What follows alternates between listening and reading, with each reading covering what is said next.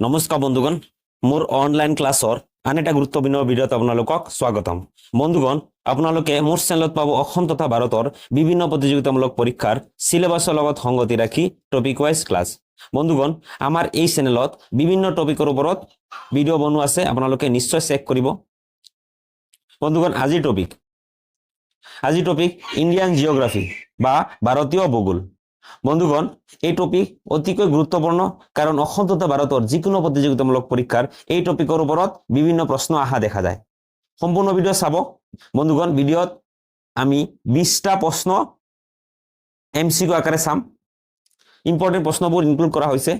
লাষ্টত আপোনালোকৰ কাৰণে এটা প্ৰশ্ন সুধিম, যাৰ উত্তৰ আপোনালোকে কমেণ্টত দিব। বন্ধুগণ, ভিডিঅ' চাই যদি আপোনালোকে কিবা শিকিব পাৰে তেনেহ'লে ভিডিঅ'খন লাইক কৰিব, কমেণ্ট কৰি জনাব কেনেকৈ লাগিছে, বন্ধু বান্ধৱীৰ লগত শ্বেয়াৰ কৰিব, মোৰ চেনেল ছাবস্ক্ৰাইব কৰিব আৰু বেল আইকন বজাই দিব। Then let's start the class.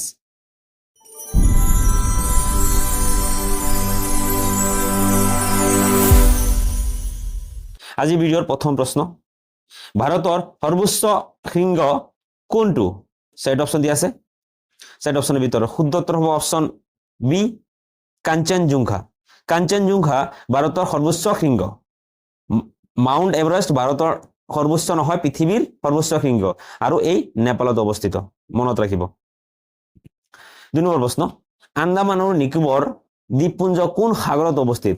Andaman আৰু নিকোবৰ দ্বীপপুঞ্জ কোন সাগৰত অৱস্থিত আমাক প্ৰশ্ন সুধিছে, আৰু ইয়াত চাইড অপশ্যন দিয়া আছে। চাইড অপশ্যনৰ ভিতৰত শুদ্ধ উত্তৰ হ'ব অপশ্যন এ, বংগোপসাগৰ। আন্দামান নিকোবৰ দ্বীপপুঞ্জ বংগোপসাগৰত অৱস্থিত। 3 নম্বৰ প্ৰশ্ন, ভাৰতৰ কোনখন চহৰক পিংক চিটি বুলি জনা যায়? ভাৰতৰ কোনখন চহৰক পিংক চিটি বুলি জনা যায় আমাক প্ৰশ্ন সুধিছে, আৰু ইয়াত চাইড অপশ্যন দিয়া আছে। চাইড অপশ্যনৰ ভিতৰত শুদ্ধ উত্তৰ হ'ব অপশ্যন এ, জয়পুৰ। জয়পুৰ চহৰক পিংক চিটি বুলিও জনা যায়। 4 নম্বৰ প্ৰশ্ন, বিশ্বৰ কিমান শতাংশ ভাৰতৰ মাটিকালি? বিশ্বৰ কিমান শতাংশ ভাৰতৰ মাটিকালি আমাক প্ৰশ্ন সুধিছে, আৰু ইয়াত চাইড অপশ্যন দিয়া আছে। তাৰ ভিতৰত শুদ্ধ উত্তৰ হ'ব অপশ্যন চি, 2.42 শতাংশ। 2.42 শতাংশ ভাৰতৰ মাটিকালি। 5 নম্বৰ প্ৰশ্ন, আবু কোন পাহাৰৰ আটাইতকৈ ওখ শৃংগ? আবু কোন পাহাৰৰ আটাইতকৈ ওখ শৃংগ আমাক প্ৰশ্ন সুধিছে, আৰু ইয়াত চাইড অপশ্যন দিয়া আছে। তাৰ ভিতৰত শুদ্ধ উত্তৰ হ'ব অপশ্যন এ, আৰাৱলী। আবু আৰাৱলী পাহাৰৰ আটাইতকৈ ওখ শৃংগ। 6 নম্বৰ প্ৰশ্ন, উত্তৰ পূব ভাৰতৰ আটাইতকৈ বৃহৎ ৰাজ্য কোনখন? উত্তৰ পূব ভাৰতৰ আটাইতকৈ বৃহৎ ৰাজ্য কোনখন আমাক প্ৰশ্ন সুধিছে, আৰু ইয়াত চাইড অপশ্যন দিয়া আছে। চাইড অপশ্যনৰ ভিতৰত শুদ্ধ উত্তৰ হ'ব অপশ্যন বি, অৰুণাচল প্ৰদেশ। উত্তৰ পূব ভাৰতৰ আটাইতকৈ বৃহৎ ৰাজ্য হ'ল অৰুণাচল প্ৰদেশ। 7 নম্বৰ প্ৰশ্ন, ভাৰতৰ কোনখন ৰাজ্যই সৰ্বাধিক বনাঞ্চল আগুৰি আছে? ভাৰতৰ কোনখন ৰাজ্যই সৰ্বাধিক বনাঞ্চল আগুৰি আছে আমাক প্ৰশ্ন সুধিছে, আৰু ইয়াত চাইড অপশ্যন দিয়া আছে। তাৰ ভিতৰত শুদ্ধ উত্তৰ হ'ব অপশ্যন চি, মধ্যপ্ৰদেশ। মধ্যপ্ৰদেশ ৰাজ্যই ভাৰতৰ ভিতৰত সৰ্বাধিক বনাঞ্চল আগুৰি আছে। 8 নম্বৰ প্ৰশ্ন, কাঞ্চীপুৰম নাম ঠাইখন কোন ৰাজ্যত অৱস্থিত? কাঞ্চীপুৰম নাম ঠাইখন কোন ৰাজ্যত অৱস্থিত আমাক প্ৰশ্ন সুধিছে, আৰু ইয়াত চাইড অপশ্যন দি আছে। তাৰ ভিতৰত শুদ্ধ উত্তৰ হ'ব অপশ্যন ডি, তামিলনাডু। কাঞ্চীপুৰম নাম ঠাইখন তামিলনাডুত ৰাজ্যত অৱস্থিত। 9 নম্বৰ প্ৰশ্ন, ভাৰতৰ দক্ষিণ পশ্চিমত কোনখন সাগৰ অৱস্থিত?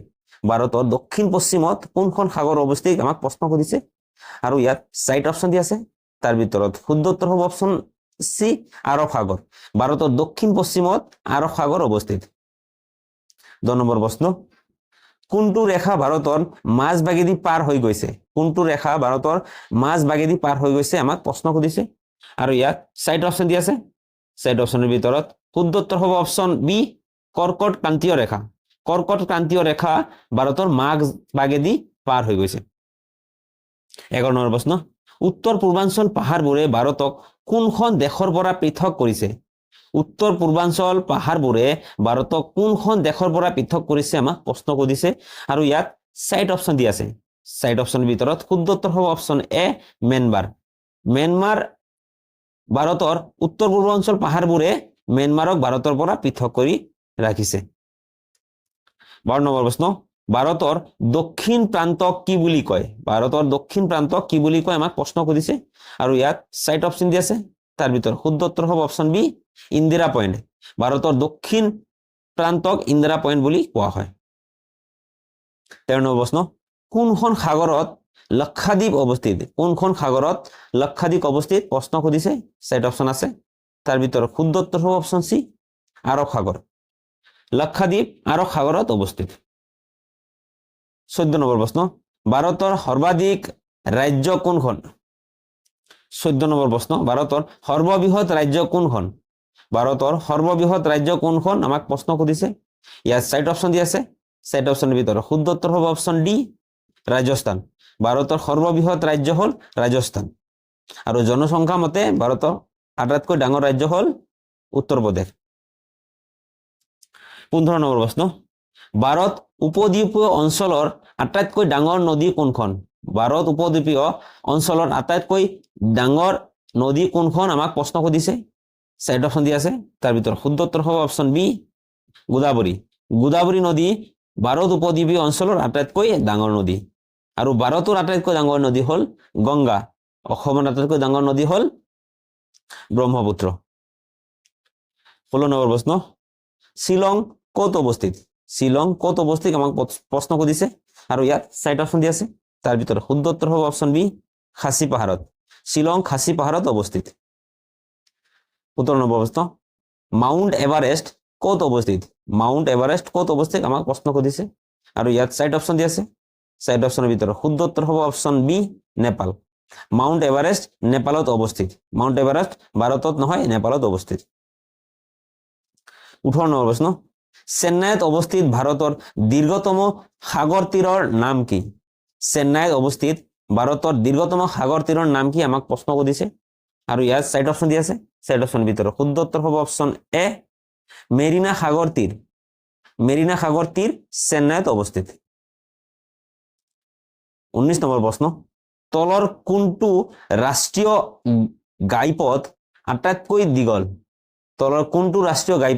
আটাইতকৈ দীঘল আমাক প্ৰশ্ন সুধিছে আৰু ইয়াত চাইট অপশ্যন দি আছে তাৰ ভিতৰত শুদ্ধ উত্তৰ হ'ব অপশ্যন সি শ্ৰীনগৰৰ পৰা কন্যাকুমাৰী ৰাষ্ট্ৰীয় ঘাইপথ ভাৰতৰ ভিতৰত আটাইতকৈ দীঘল ৰাষ্ট্ৰীয় ঘাইপথ 20 নম্বৰ প্ৰশ্ন আৰু 20 নম্বৰ প্ৰশ্ন আৰম্ভ কৰাৰ আগত বন্ধুগণ আপোনালোকক ৰিকুৱেষ্ট কৰিম আপোনালোকে যদি মোৰ চেনেল সাবস্ক্ৰাইব কৰা নাই তেনেহলে নিশ্চয় সাবস্ক্ৰাইব কৰিব আৰু বেল আইকন বজাই দিব ভিডিওখন লাইক কৰিব শেয়াৰ কৰিব আৰু কমেন্ট কৰি জনাব ইয়াৰ পিছত আপোনালোকে কোনটো টপিকৰ ওপৰত ভিডিও বিচাৰে 20 নম্বৰ প্ৰশ্ন ভাৰতৰ কোনখন ৰাজ্যক মছলাৰ বাগিচা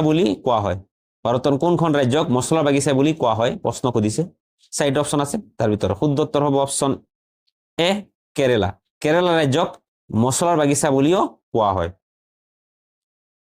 এই প্ৰশ্নৰ উত্তৰ আপোনালোকে কমেন্টত দিব গিৰ ৰাষ্ট্ৰীয় উদ্যান ক'ত অৱস্থিত অপশ্যন চাইট আছে option A Assam B Gujarat C Rajasthan D Himachal Pradesh ইয়াৰ উত্তৰ আপোনালোকে কমেন্ট বক্সত দিব বন্ধুগণ সম্পূৰ্ণ ভিডিও চোৱাৰ বাবে ধন্যবাদ জয় আই অসম